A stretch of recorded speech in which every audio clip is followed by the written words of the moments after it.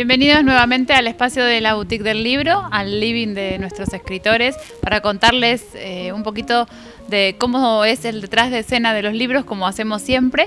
En este caso, el entrevistado, el invitado, cuenta con dibujos, con ilustraciones. Tuvimos ya un invitado que contaba con imágenes y ahora el fuerte de nuestro invitado son los dibujos, ¿no? Si decimos, si vemos en realidad castillos gigantes, dragones, princesas, si vemos niños muy pecosos en platos de sopas o cosas fantásticas, sabemos que de toda esa fantasía sale de una cabeza muy, muy particular donde la imaginación no tiene límites, y estoy hablando de un referente patagónico como es Alex Ducal. Bienvenido a la librería, un placer tenerte con nosotros. Hola, un placer para mí también. Bueno, comenzar la entrevista preguntándote si dibujás desde siempre o si empezaste a dibujar desde chico sería un lugar común. ¿Cómo contarías vos tu trabajo? Soy ilustrador, ¿qué es ser ilustrador? Yo lo que digo es que, que es una pregunta que todo el mundo se hace, ¿no? Sobre todo con los dibujantes y con músicos también. Y yo siempre pienso, al músico no se le pregunta, en general, uno pregunta, ¿cuándo empezaste a tocar o algo? Pero sabés de que en algún momento hubo una educación, una formación. En cambio, con el dibujo es muy diferente porque todos dibujamos en algún punto, en algún momento, casi toda nuestra infancia. El tema es que después, cuando crecemos, la educación y todo eso hace que dejemos. Entonces yo no tengo una respuesta para eso, porque dibujé siempre. La pregunta sería, ¿en qué momento dejaste de dibujar relajadamente para hacerlo profesionalmente? Claro, esa es otra historia. Por ahí el tema es que,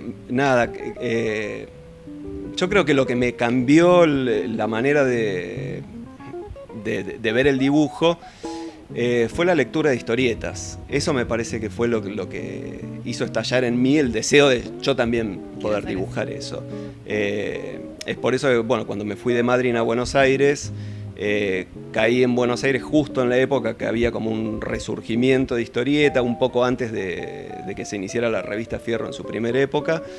Y ahí no pude parar más. Y pasaste por esa revista, ¿no? Contanos un poco el paso que eso fue como es. Sí, yo antes de empezar a trabajar en la Fierro o colaborar con la revista Fierro, había entrado en Bellas Artes. Y la revista Fierro para todos los que estábamos ahí, mi grupo de amigos, era como un referente importante. Y fue muy extraño, en realidad, por una persona conocida que iba a la redacción cada tanto. En algún momento yo me colé, llevé mis laburos, me rechazaron. Cuando me rechazaron me hicieron como una crítica muy puntual. A mí esa clase de cosas me inspira como para crecer y para seguir cambiando, ¿no? Así que volví a insistir y en algún momento se dio y empecé a trabajar ahí. ¿Y qué dibujos eran esos de Fierro? ¿Eran diferentes a los que vemos hoy, ¿no? Absolutamente, absolutamente. Empecé con una historieta, publiqué historietas y algunas ilustraciones que eran tapas del suplemento Óxido, que era donde yo publicaba. ¿De ahí era ese Martin Like? ¿Tiene que ver algo? No. Lo que yo hacía ahí eran básicamente historietas muy bizarras, que tenían que ver con una cosa muy adolescente también, ¿no? Eso duró un par de años hasta que volví a Madrid. Después volví a colaborar con otra revista muy importante que fue Lápiz Japonés, que es una revista que salió muy pocos años, pero que fue, hoy es un referente de los 90s en la historieta argentina. Y de a poco fui medio como mutando hacia la ilustración y más enfocado hacia la ilustración infantil, sí. ¿Y eso se da porque las editoriales te van demandando, te van pidiendo que vos hagas ese trabajo, o porque te sentiste más cómodo en este mundo fantástico? No, en realidad, es un proceso muy largo, ¿no? Porque todo eso que yo leía cuando era chico en casa, libros, de María Elena Walsh, ilustrados por Vilar, o los cuentos de Polidoro, toda esa clase de cosas, evidentemente ya ocupaban algún lugar en mi cabeza, que en algún momento fue como tapado por la historieta. Estaba en el inconsciente. Sí, sí, y se fue dando un proceso por el cual la ilustración me empezó a interesar mucho más. El formato del libro álbum que se empezó a rescatar me interesa muchísimo narrativamente. No es que no me interese la historieta, pero yo me siento mucho más cómodo narrando en el formato de un libro álbum que haciendo historietas. Claro. Y nada, bueno, yo medio como que enfoqué la energía en ese lugar y se fue dando. Es una ilustración particular, o sea, ¿cómo es el trabajo? Porque hubo un auge de lo que fue la tecnología y vos como fue tu herramienta fundamental, o sea, ¿hay un trabajo de lápiz, de tablero o es solo computadora? ¿Cómo es el trabajo que haces? Uno lo ve y es digital todo. Sí, yo, a ver, tengo un amor muy particular por la tecnología. Ya a fines de los años 80 yo empecé a dibujar con computadoras que eran mastodontes prehistóricos. Pero empecé a dibujar como una cosa experimental, no profesional, ¿no? Ya en los 90, cuando tuve mi primer computadora, medio como que fue un paso que me cambió la manera de laburar. Desde ese momento hasta hoy creo que no ha cambiado demasiado. Yo trabajo en general, dibujo en cuadernos de bocetos, con lápiz o virome. Después escaneo y termino los trabajos. El coloreado es digital en general. O sea, la primera parte de todo esto es a mano. Exactamente. Claro. Exactamente. Y después se pasa a la computadora. Digamos, puedo dibujar en la máquina, pero me siento muy...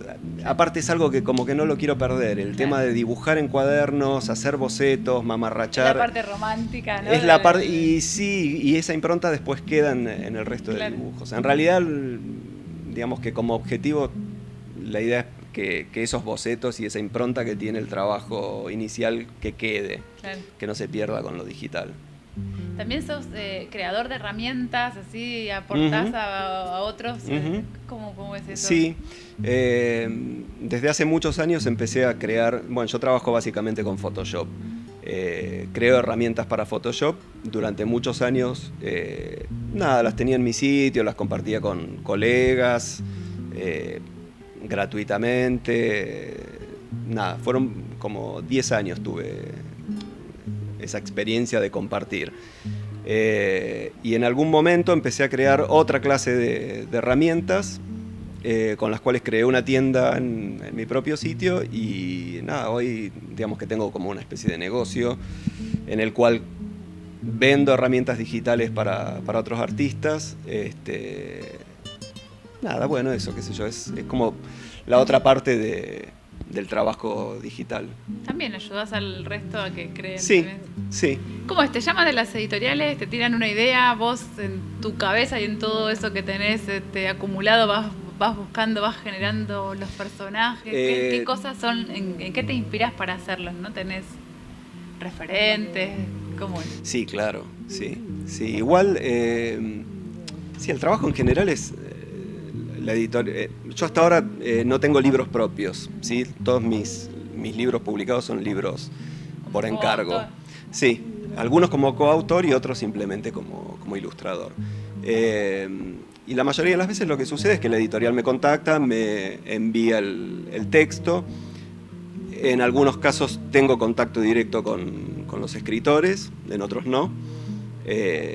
Eso es lo extraño de este trabajo, ¿no? De que es más, yo trabajando desde acá, desde Madrid, para editoriales, qué sé yo, o de Buenos Aires o de algún otro país, es como muy extraño, ¿no? De uno no tener el contacto físico con la persona, de poder sentarse a tomar un café y discutir, hagámoslo así, hagámoslo de otra manera. ¿Y has tenido situaciones en que el autor te dijo, no, esto no era así, este chico no me lo imaginaba así? Sí, ha sucedido. Sí, porque es tu cabeza la del que lo piensa. Son las menos, ¿no? Porque en general hay un respeto por el trabajo mutuo. Claro. Así como uno no va a corregir el texto, el autor tampoco, el escritor. Relaja en lo Sí, en general, bueno, se respeta eso. Pero ha sucedido. Y me ha sucedido también, qué sé yo, de hacer libros para otros países donde las exigencias eran como terribles, ¿no? En cuanto a estilo y a formas y ese tipo. Pero no es la clase de laburos que a mí me interesan o que me gusta hacer, trato de rechazarlos. Pero el trabajo básicamente es ese, uno recibe el texto, lo lee, lo interpreta, elabora bocetos. En general la parte de decisión es en la parte de bocetos, ¿no? Donde uno envía bocetos a la editorial lo charla con el escritor. La editorial hace de intermediario entre el escritor. Exacto, y todos vamos viendo a ver si va bien encarado o no, se hacen modificaciones. Sería la editorial. No, en general esa parte del trabajo es bastante enriquecedora, en el sentido de que uno a veces tiene una idea que considera maravillosa y por ahí del otro lado tiene un feedback que hace que las cosas cambien de rumbo. Pero bueno, básicamente es eso. Después ya una vez que está aprobado el boceto, se encara el trabajo final y ya está. ¿Cuál fue el primer libro así, infantil que salió tuyo? En realidad el primer libro donde publiqué ilustraciones fue hace muchísimo, en los 80, en un libro de editorial Coligüe. Que llegó una editora, fue muy raro, porque llegó una editora de Coligüe a Bellas Artes buscando alumnos que estuvieran enfocados en la ilustración. Obviamente fue un laburo gratuito, pero nada, fue interesante porque éramos todos muy chicos y bueno, era ilustrar cuentos que habían ganado un concurso. El libro creo que todavía anda dando vueltas por ahí. Ese fue el primer laburo, pero bueno, digamos, ad honorem. Sí, claro. Y el primer libro infantil, yo te estoy diciendo, estoy tratando de recordarlo, pues no sé. No sé, probablemente haya sido alguno de los de Sudamericana. ¿Y el que más así relevancia tuvo, que fue los del rinoceronte? El del rinoceronte, digamos que por ser un libro álbum hecho y derecho, es tal vez el que a mí más feliz me deja.